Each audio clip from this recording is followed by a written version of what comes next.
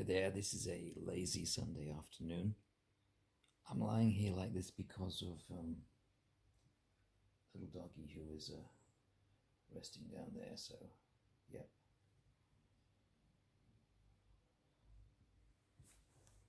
So I'm going to do the video from here. Anyway, I don't need to whisper, but yeah. I just felt like I really need to make this video because it's really come home to me just recently how very, very different people like me and Nero are from the stuff we've left, which is basically modern Satanism and the entire world of left-hand path type occultism. And I don't say that because there aren't some good people in those areas. I have one or two good friends who are still Satanists, whether theistic or atheistic. I have one or two good friends. And I know various people of various stripes who are occultists, and some very good. But the thing is that I'm a diabolist and a pagan, and I see those two things as overlapping areas. And I know that Nero considers himself to be a diabolist also. But you should see the reaction that Nero gets from some people. You should see the malice and the childishness and the vindictiveness that comes from so-called occultists. It's quite extraordinary. And I think the most basic thing about it is that Nero is a religious man. He's not some kind of build yourself up into a Superman type of scam artist. He's not getting you to be a self-actualizing Superman or anything. He's a very sincere man who is devoted to his God and gods, and he's devoted. He's a minister. He tries to help people. But most of all, his approach is devotional. He is a religious person. He's a religious man.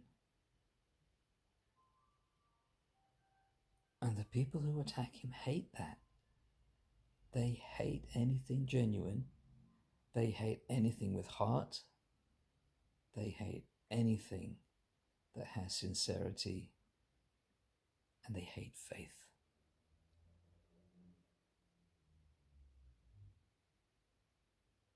And that's a very sad thing. But I have my own reasons for leaving Satanism. And so has Nero. But thank the gods that we did.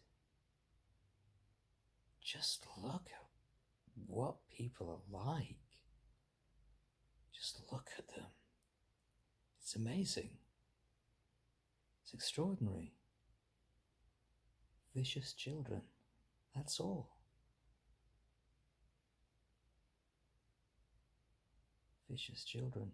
It's pretty breathtaking, actually. It's breathtaking. And they're so proud. They're so proud of their faithless, heartless, delusional, controlling ways. They're so proud.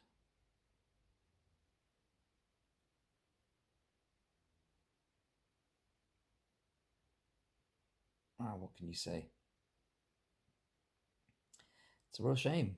It's a real shame. But more than ever, I can say the entire area of modern Satanism and left-hand path occultism has nothing to do with me anymore. It's dreadful. Look at what it contains. What good can come of it, I don't know. Even when you're not part of it. What a dreadful, dreadful show. And it's not as if this is something which is exclusive to the left-hand path, but it's the only example I can think of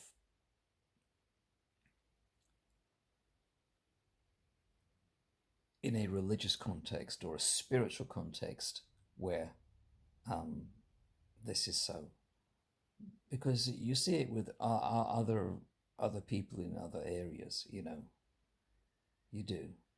I've seen it on the gay scene with certain sorts of people who have an instinct for destroying and attacking anyone who might have a kind of an innocence or a genuineness or authenticity to them. I've seen that in the gay world, and these people are very much like those particular kind of queens. You know, they really are. You know, they may not think they are, but they really do basically behave like certain kinds of queens. And then you see it in various kinds of political activists who simply want to destroy and tear down anything that might have something that they are really incapable of making themselves. You see that with them as well. And these particular kind of individuals on the left-hand path, and they don't deserve that designation at all. The left-hand path is a term which goes back to Hinduism and you know the Indian subcontinent and various forms of Tantra. What passes for left-hand path in the West nowadays, I think, deserves very little of the title. It seems to mainly be this kind of strange, souped-up egotism masquerading as spirituality. But the modern left-hand path appears to be so toxic to me, so poisonous.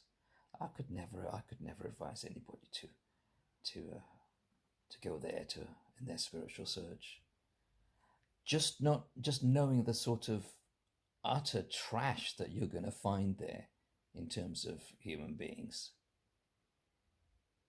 You can't. You just couldn't do it.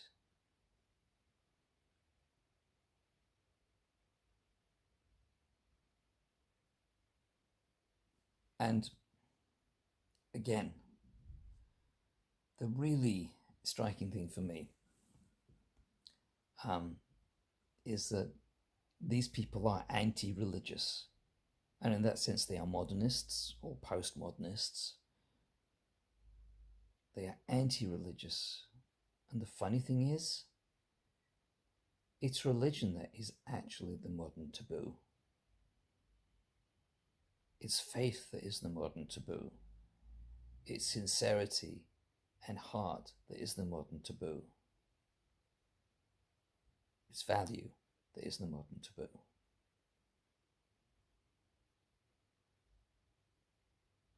And that's why people hate people like Nero. It's because he's actually a pretty old-fashioned kind of guy. And he's a very decent man. And he's a religious man, and he's a man of faith. And I'm very glad to stand by him for that. Okay, I'll speak to you soon.